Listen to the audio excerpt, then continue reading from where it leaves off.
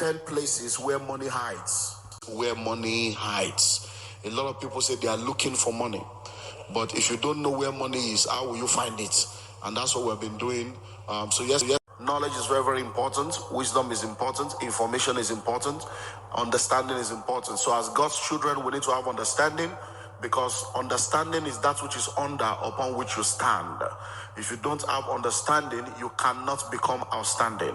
So in order to stand out, you need to have understanding. Those who know rule over those who do not know. And that's why we say in the world that knowledge is power, because once you have knowledge, you are able to walk in a dimension of results that is not common to many people. So we began to look at 10 places where money hides. We said, number one, money hides in people. Everyone you see, there is money in them. There is money with them. If you have value to offer, they will release the money to you. And we've seen that yesterday. So everywhere you go, we have over 7 billion people on the face of the earth. All these 7 billion people, they have money. There's money with them. But if you don't offer them value, they will not release the money to you. But if you know what to do to get them to release the money, then the money will flow from them to you. Number two, we said money hides in problems. Every problem you see is money. Every problem you see is money. In the world that we live in, people don't celebrate you for the problems you identify. People reward you for the problems you solve. So instead of being an analyzer of problem, a discusser of problem, a gossiper of problem, a discoverer of problem, be a solver of problem. Because too much analysis leads to paralysis. So if you spend all your life just analyzing, and doing nothing, you are not going to get the kind of results that you need to get. We went on to say number three, money hides in your gifts, your talents, and your potential. Before you came into this world, the Creator put something in you to sustain you when you get here. It's called the gift. It's called a talent. It's called a potential. And we said that your gold is tied to your gift, your treasure is tied to your talent, and your profit is tied to your potential. So before you ever came, everything you need in order to be sustained in this part of eternity was put in you. But when you come into this part of eternity, you need to discover it, you need to develop it, and then you need to deploy it in order for it to begin to produce for you. So money hides in your gifts, your talents, and your potential. Number four, we said that money hides in opportunities. Money hides in opportunities. If God is going to bring a blessing into your life, it comes in forms of opportunity. So you need to identify opportunity.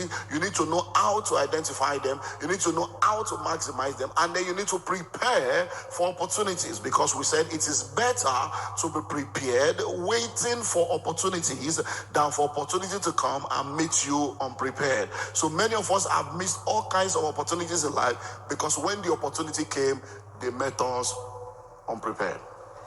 And then number five, we said money hides in ideas. Ideas rule the world. So we said that ideas are divine downloads.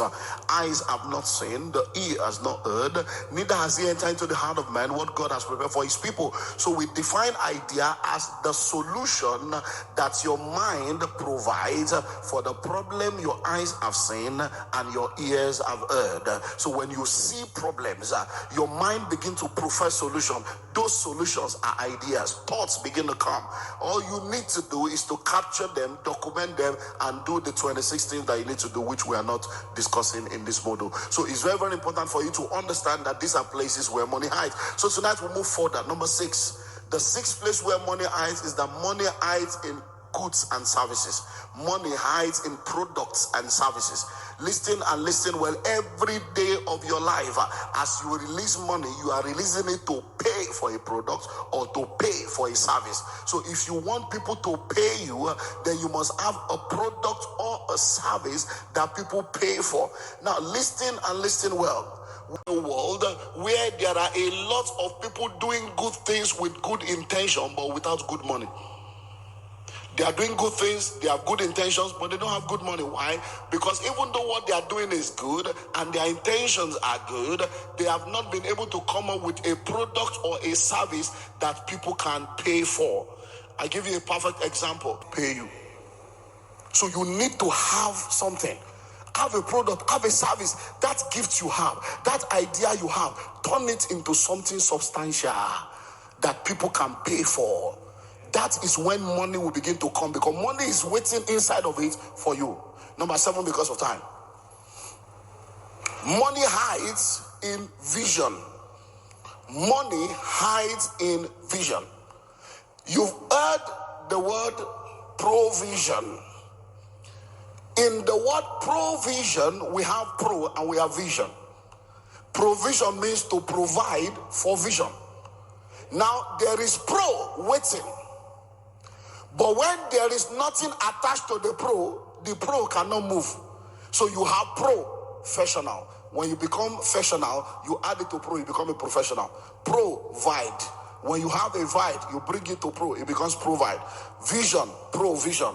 Product. When you have a duct, you bring a pro, it becomes a product. So you must add something to that in order to move.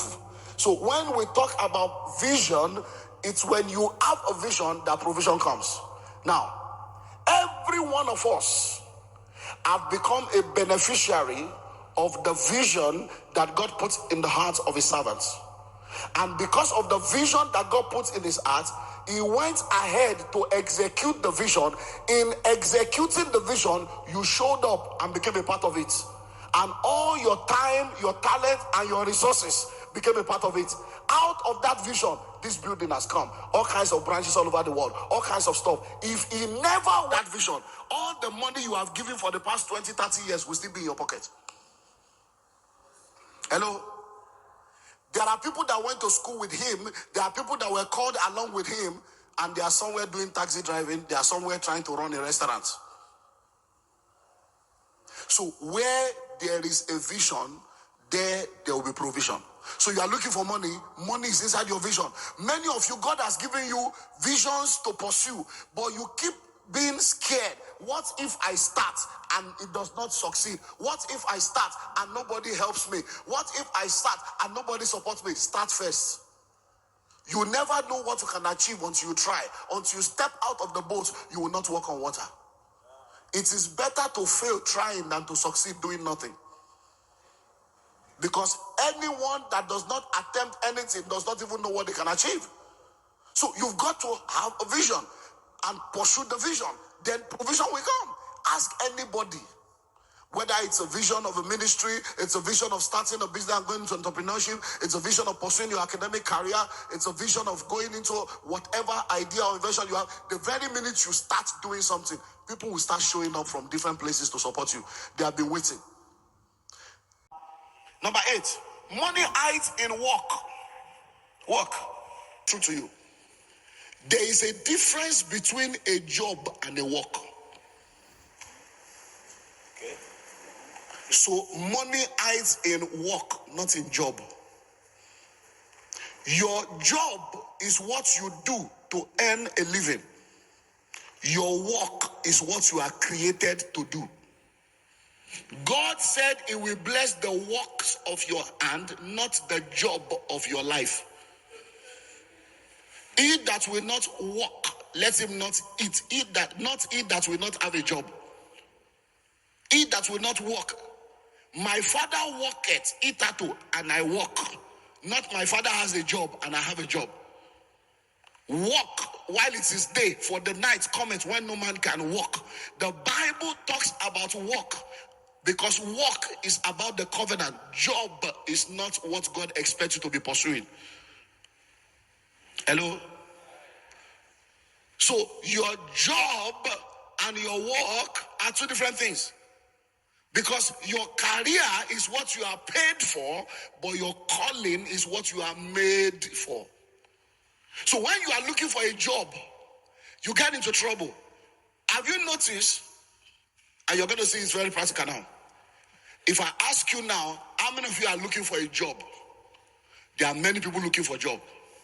But if I ask you how many people are looking for work, you will not be able to answer because there is always work.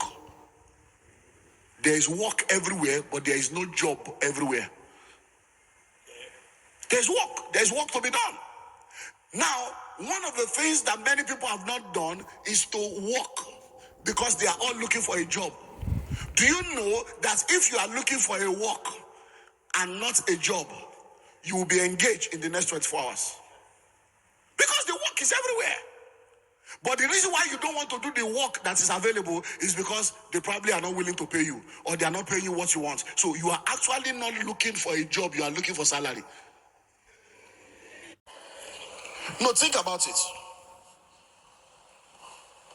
I don't know, time is not, because these are practical, academy, but we don't have enough time to do workshop session. I would have shown you more, just pick people randomly and then we look at it. If I call somebody now and I ask you, what kind of job are you looking for? You're probably looking for a job in a bank, you're looking for a job in a multinational, you're looking for a job in a telecom. Wherever you are looking for, oh, I want to work in a consulting firm, I want to work in this. Try this. Write a letter to the company you want to work in and volunteer your services free of charge and see whether they will not give you the work.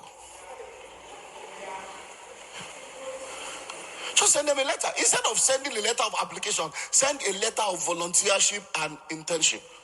And write them, I'm a graduate, I've been out of job, I've watched your company. Write with intelligence. Write with panache. Write it in such a way that when they read it, they're already shaken by the anointing.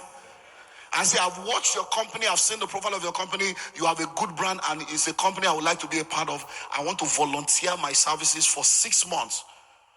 I don't need any salary, I just want to be a part, just to volunteer my services. And see whether they will not call you for a discussion. Because there is work everywhere.